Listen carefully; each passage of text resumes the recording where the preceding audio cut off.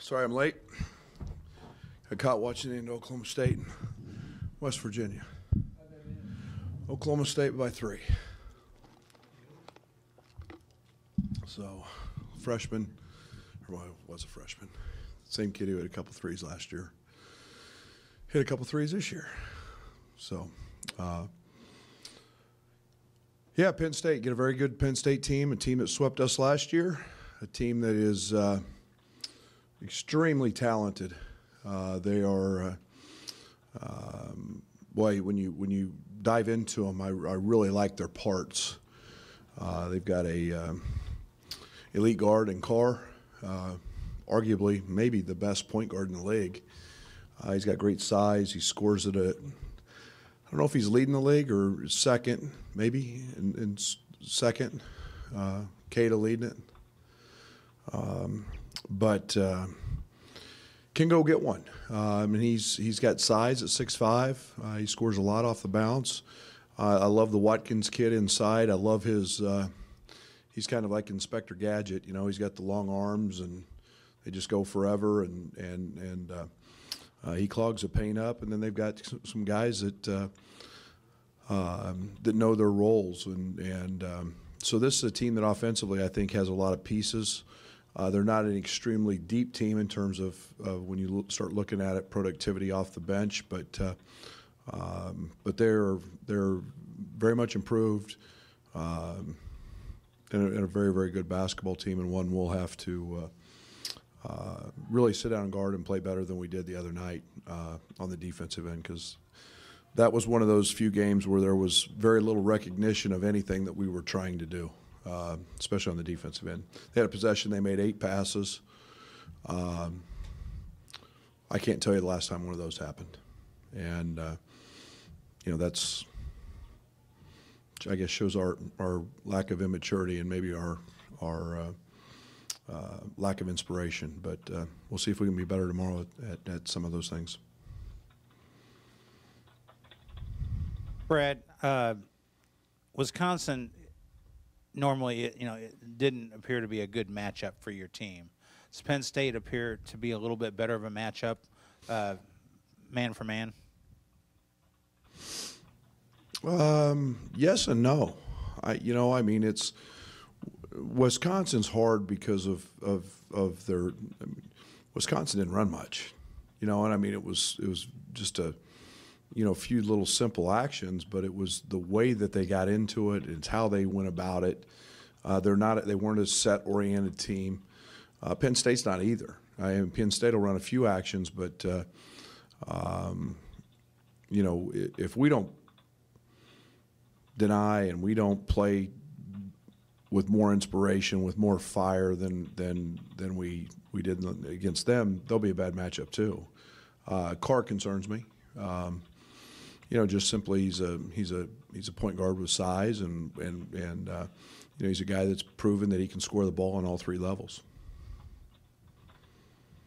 Brad, Trent's performance against Wisconsin and what he's been doing puts him in some elite company among UI freshmen over the years. Would you have predicted what he's doing now at the outset of this season, or when you first arrived and worked with him? Well, I think you'll remember I said early, he's going to have some big games for us. He's that type of scorer. And I said earlier, again, you'll remember I said he's got a lot of swagger. He's the one kid that I knew had tremendous swagger. To be as consistent, I think if you take his 4 for 30 start out of it, Trent's pushing 43, 44%, or right about there from the 3. You take, and I may be wrong on this, I'm not sure he scored against Northwestern, but he had to go through the process of learning how to play. His basketball IQ is really high. His feel's really high, so that expedites his learning curve.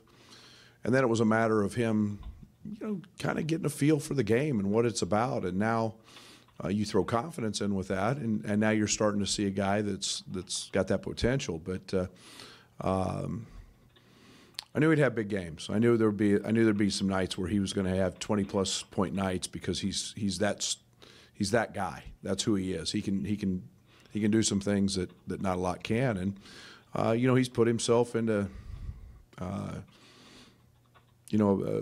nice place, with 30-point games. And he's a really good player. He's a really good player. He's got the thing that's exciting about him is he's got a whole nother level or two to go to because he's going to continue to improve and get stronger and do those things as well. Coach, late in the second half, particularly in the half court, a lot of the offense was Trent going and getting one.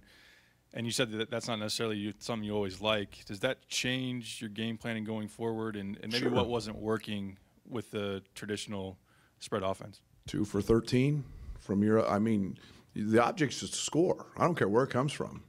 And it's a difference. You look at the longevity. You look at my coaching career. I played with a point guard who couldn't score. I played with one who was a pro. You have to adapt. You have to adjust. And there are nights that things don't work. And I'm not.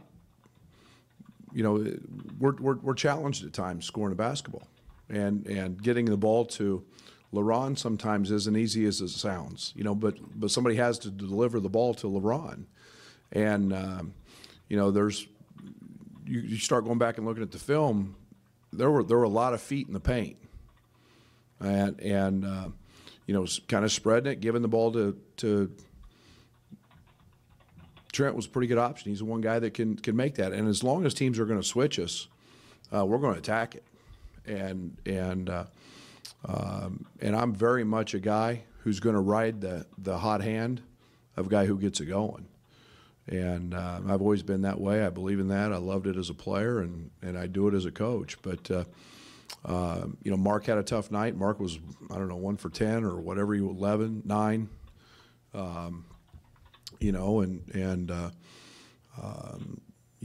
Mike didn't get going, and AJ hit one late. But, it's just, there's not a lot of space. And when there's not a lot of space, we got to get things figured out there. I understand you're back in the gym pretty early yesterday morning. I mean, you've been in the post-disappointing game practice before. Has there been a change in the team's response, or what's been their response to? Well, the reason we were in the gym didn't have anything to do with the way we played. That didn't have one thing to do with the way we played. So we were in there for other reasons. And I keep saying this is a process. It's about growth, and it's about culture. And you guys have got to do the right things off the court to do them on, and you have to win that way. And I got a pyramid I use all the time: talent, character, preparation, and at the top of it is a result. And it's got to be in that order. And our reason for being in the gym wasn't what we did the other on the court. So we've got to get some things right there, and they were told before they knew. So, but yeah, we came around yesterday. We had a pretty good hour and 45-minute workout.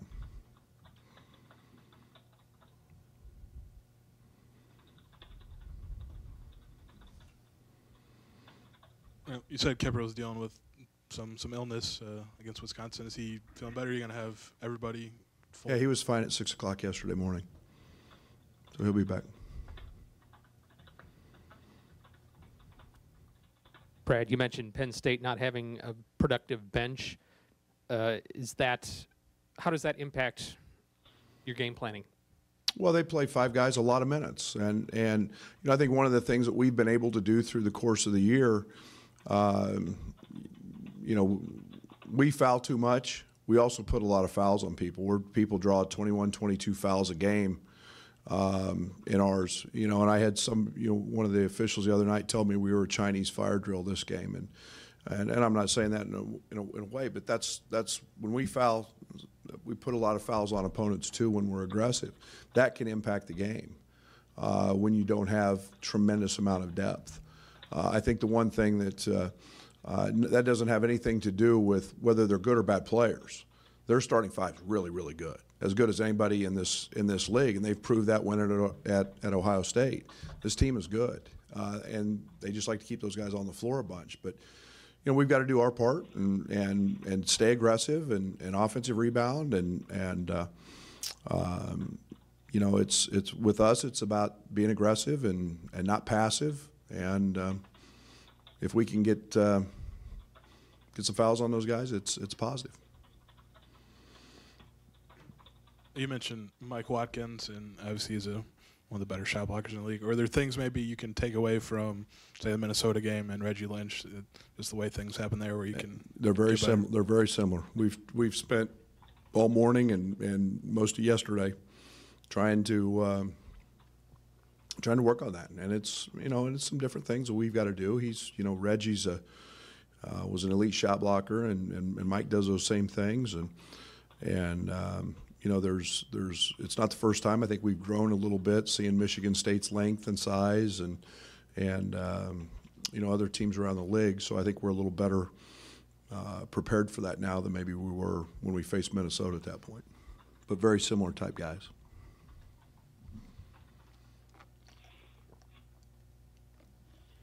Thanks, guys.